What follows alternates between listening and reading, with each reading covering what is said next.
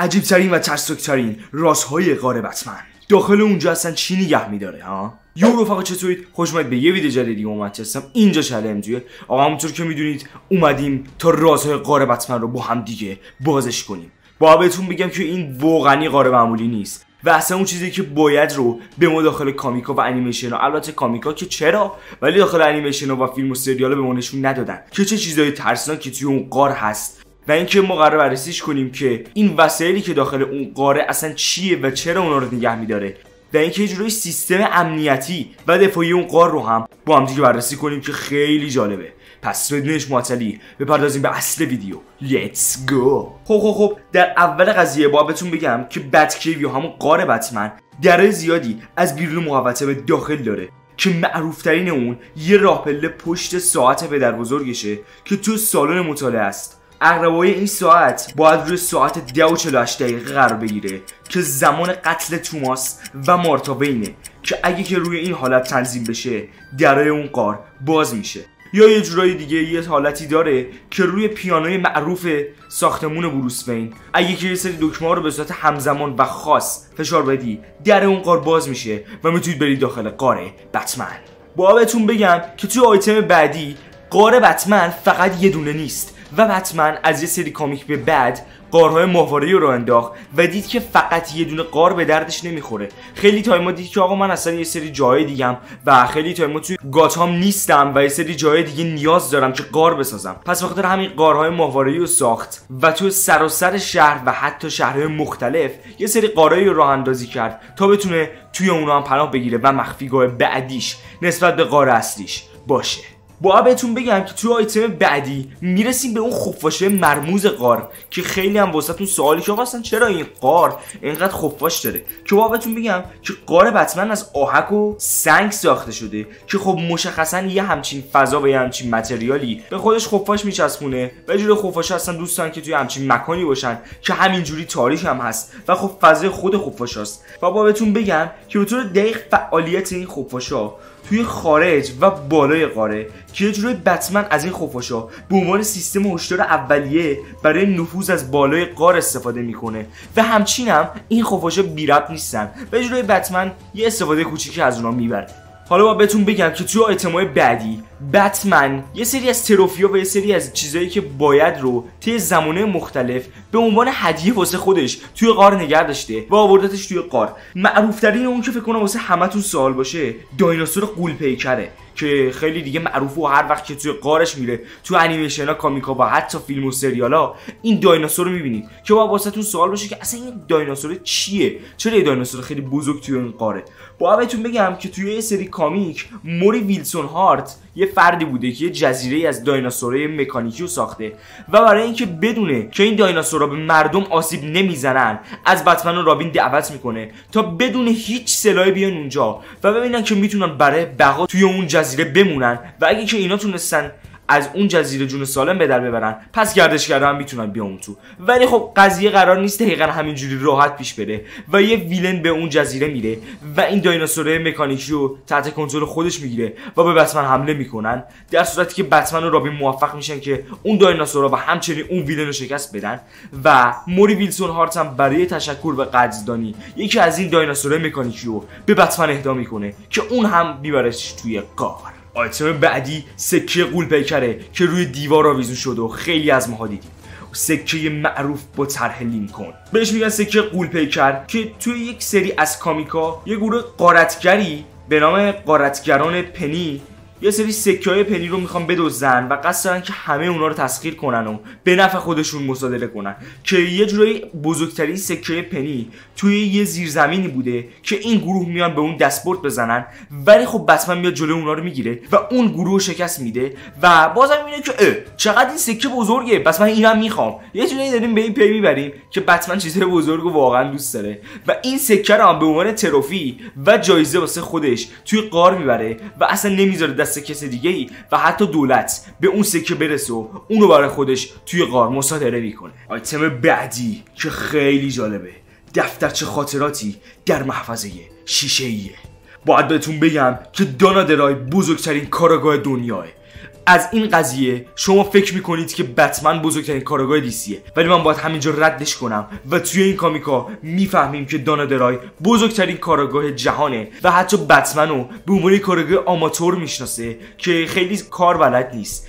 و یه روز دانا درای بتمن و رابین و 4 تا کارآگاه خبره رو به خونه خودش دعوت میکنه، ولی وقتی که اونا به اون خونه میرسن میبینن که دانا درای به قتل رسیده و یه جوری همه فکر میکنن که این پرونده غیر قابل حله. ولی خب بتمن و رابین موفق میشن که این پرونده رو حل کنن و وقتی که نامه‌ها و مطالب رو میخونن میفهمن که در اصل خود دانا درای خودش رو کشته بوده تا یه جوری بازترین و غیر قابل حل ترین پرونده جهان رو تشکیل بده که باز هم بتمن میتونه اون قضیه رو حل کنه و میفهمه که دانا درای توی اون دفترچه خاص نوشته بوده که میدونه هویت بتمن و همچنین رابین کیه و میدونسته که اونا بروس وین و دیک گریسون هستن و بتمن به خاطر قدردانی از اینکه اون هویت اینا رو فاش نکرده دفترچه خاطرات دانا درای رو میگیره و توی محفظه شیشه‌ای داخل غار خودش قایم میکنه که براش خیلی هم اهمیت داره. آیتم بعدی که واقعا آیتم جذابی هم هست که یه جورایی تروفی میشه برای خود بتمن، شمشیر دث استروکه. دث استروک یا همون دث استروک، آقا منو نهید بزنید، جفتش تلفظش یکیه. خیلی ویلن بزرگی برای بتمنه و از قدیم الایام هی دث استروک میزده هی بتمن میزده و اصلا با هم دیگه مشکل خونی دارن، چه بدون سلاح و چه با سلاح دوستان که همدیگه رو بزنن لتو پار کنن و کل همدیگه رو شکست میدن. حالا باید بهتون بگم که فقط دث استروک بتمن رو شکست نده و توی یکی از نبردا که بتمن اون رو یا همون اسلید ویلسون رو شکست میده تصمیم میگیره که یکی از شمشیرهای اون رو که در اصل خب 2 تا شمشیر پشتش داره، تصمیم میگیره که یکی از شمشیرهای اون رو به عنوان هدیه برای خودش برداره و اونو میبره توی غار خودش و داخل محافظ میپیچه. آیتم بعدی که آیتم بی‌ناموسی هم هست، حلقه‌های کریپتونایتیه که خوراک سوپرمن هستش. حالا باید بهتون بگم که بتمن این حلقه‌های کریپتونایتی از کجا آورده. قضیه برمیگرده به لکس لوسر که واقعا یه نابغه و باهوشه که در اصل حلقه‌های کریپتونایتی رو میسازه خودش با دست خودش که سوپرمن رو شکست بده. در اصل خب لکس لوسر میدونید که یکی از بزرگترین ویلن‌های سوپرمن محسوب میشه و خب قضیه از اینجاست که سوپرمن لکس لوسر رو شکست میده و اون حلقه دست سوپرمن میفته.